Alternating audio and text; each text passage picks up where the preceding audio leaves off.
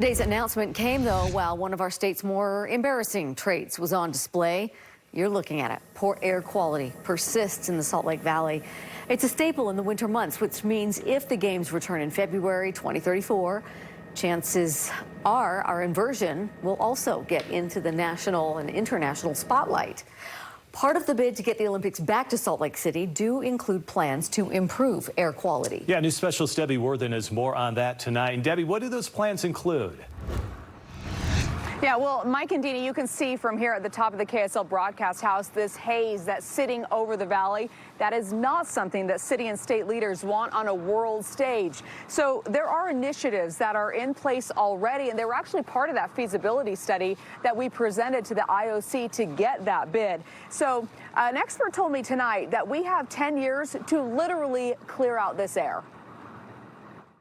Our air pollution actually doubles daily during an inversion. That's a huge problem when there's not a worldwide spotlight on the city. But the bad air is the last thing city and state leaders want overshadowing the Olympic Games. Clearing the air is so important, it's part of the agreement to host the 2034 Games. Guidelines include use of 100% renewable energy by 2030, a reduction of carbon dioxide emissions by 50%, and an adoption of public transportation. Kim Frost with UCare says efforts are moving in the right direction and the air is better than it was even 10 years ago, but there's still more work to do. Overall, our air quality has significantly improved over the last 10 years, which is why it's exciting to think about the Olympics in 10 years. We have 10 more years to improve even more. The biggest contributors are cars on the road, which means there's an opportunity for drivers to get in that volunteer spirit of the games and take public transit. We know that the majority of our pollution comes from our cars and trucks on the road.